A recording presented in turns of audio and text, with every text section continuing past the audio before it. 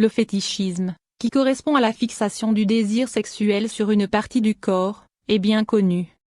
Pieds, mains, seins ou encore fesses, il existe autant de sources d'excitation sexuelle que d'individus. Mais des fétichismes beaucoup plus étranges existent. Florilège. L'ursusagalmatophilie. Derrière ce nom barbare se cache un désir sexuel démesuré pour les ours en peluche ou les personnes portant un déguisement en peluche.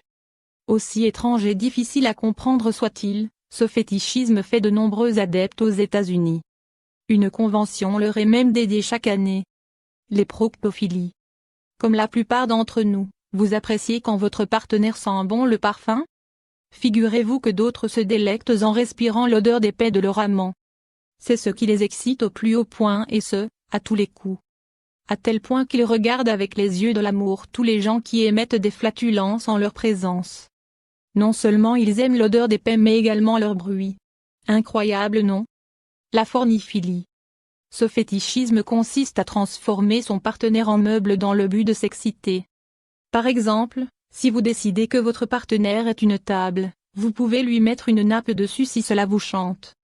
Un rapport où la notion de dominant/dominé est poussée à son comble puisque celui qui domine peut vraiment faire ce qu'il veut de son partenaire. La mécanophilie. Voiture, vélo, jet-ski, moto. Les mécanophiles sont excités à l'idée d'avoir un rapport sexuel avec tout ce qui touche à la mécanique. Un fétichisme pour le moins étrange qui concerne surtout les hommes. Ça vous viendrait à vous, l'envie de faire l'amour avec un vélo? L'autonépiophilie. Accrochez-vous bien. Les adeptes de ce fétichisme sont excités à l'idée de se faire traiter comme des enfants voire des tout-petits. Une régression la plus totale qui va jusqu'à porter des couches, boire des biberons, caresser des peluches ou encore écouter des comptines pour enfants. Étonnant, n'est-ce pas?